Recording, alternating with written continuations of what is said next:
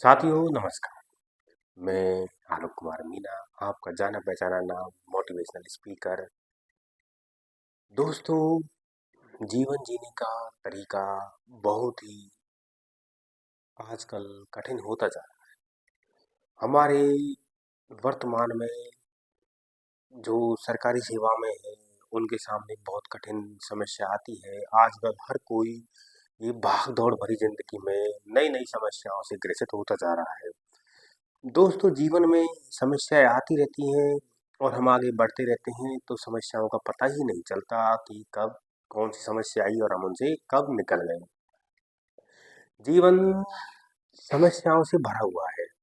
जीवन को जीने का तरीका कोई एक नहीं है। कोई किसी तरीके से जिंदगी जीता है, कोई कैसे जिंदगी जीता है, कोई चुपचाप अपना समय निकालता है और कोई अच्छे से जिंदगी जीता है, कोई वीवीआईपी जिंदगी जीता है, कोई जनरल सामान्य जिंदगी जी करके ही दुनिया से चला जाता है। दोस्तों, जीवन में समस्या सभी के सामने आती है।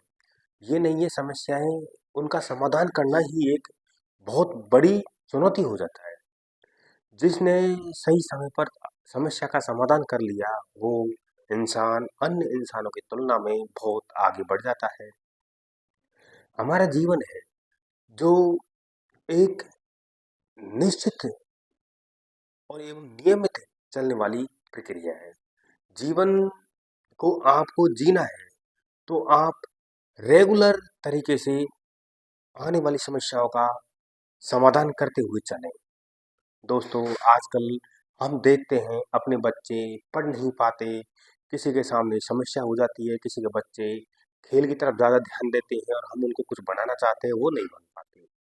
तो अब जो बच्चे हैं, वो तो उनके हिसाब से पढ़ेंगे और वो बच्चे उस हिसाब से खेलेंगे, उसमें हम कोई फेर-बदल कर नहीं सकते। अगर हम उनमें कुछ रुकावट डालते हैं, तो उनके सामने एक चुनौती बन जाती है और बच्चों को ऐसा लगता है कि इन्होंने हमारे खेल में रुकावट डाल दी, या हमारे हम जो सोचते हैं ऐसे हमारे माँ-बाप नहीं सोचते और हम उनको सोचने के लिए प्रेरित करते हैं। आजकल के समय में ये देखा गया है कि हमारे बच्चे मोबाइल की तरफ ज़्यादा आकर्षित हो रहे हैं, जो कि एक हमारे हमको ऐसा लगता है, हमारे माँ-बाप को ऐसा लगता है कि एक जटिल समस्या बनती जा रही है। हालाँकि मोबाइल इतना खराब वस्तु नहीं है, जितना हम उसको समझ रहे हैं। मोबाइल से ही डिजिटल एजुकेशन की शुरुआत हुई है। मोबाइल प्रत्येक बच्चे के और माँ-बाप के और प्रत्येक इंसान के हाथ में आया, उसके बाद में शिक्षा के स्तर में बहुत ज़्यादा सुधार हुआ है। जिन्होंने पहले पढ़ाई छोड़ दी या किसी कारण से पढ़ाई छोड़ चुके, वो लोग भी दोबारा पढ़ने लग गए हैं। ऐसी बात नहीं है कि वो उन्होंने पढ़ाई छोड़ दी और वो पढ़ नहीं रहे। उन्होंने शिक्षा ग्रहण की और उन्होंने कई माध्यमों से जो डिस्टेंस मोड है शिक्षा के, जैसे एनआईओएस बोर्ड हो गया, स्टेट ओपन बोर्ड है, उनसे उन्होंने शिक्षा को ग्रहण किया और वो आज आगे बढ़ गए। इसी प्रकार से बच्चों को मोबाइल से दूर हम कर नहीं सकते। तो उनका एक ही तरीका है, जिसको मैं आपको अगले वीडियो में बताऊंगा कि उनको किस तरीके से मोबाइल से ये गेमिंग के बजाय शिक्षा के क्षेत्र में जोड़ा जाए।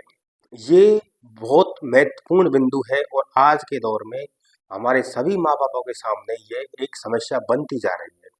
हालांकि कुछ माँ बाप इसका समाधान करने में सफल भी हुए हैं और कुछ समाधान करने में सफल नहीं हुए हैं। आजकल हम आए दिन न्यूज़पेपर में पढ़ते हैं कि इसी बच्चे ने इस तरीके से घटना घटित कर दी, उन गेमिंग में इतना पैसा हार गया, वो रमी खेलता है। इस तरीके से बच्चे तरह-तरह व्यसन में डूबते जा रहे हैं। उनको निकालना एक बहुत बड़ी चुनौती है और हर माँ-बाप के सामने चुनौती बढ़ती जा रही है। हालाँकि हम देखते हैं, ये एक चुनौती को समाधान करने के लिए सभी के माँ-बाप इसके लिए प्रेरित हैं और उसको चुनौती को स्वीकार भी कर रहे हैं कि ये चुनौती है, हम इसका समाधान करेंगे, लेकिन नहीं कर पा रहे हैं। तो इसके लिए दोस्तों, मैं आपको अगले वीडियो में इस तरीके की सभी समस्याओं को लेकर विस्तृत चर्चा करूँगा। धन्यवाद दोस्तों। पहला वीडियो मेरा यहीं तक। मैं Alok Kumar Meena, motivational speaker. Thank you.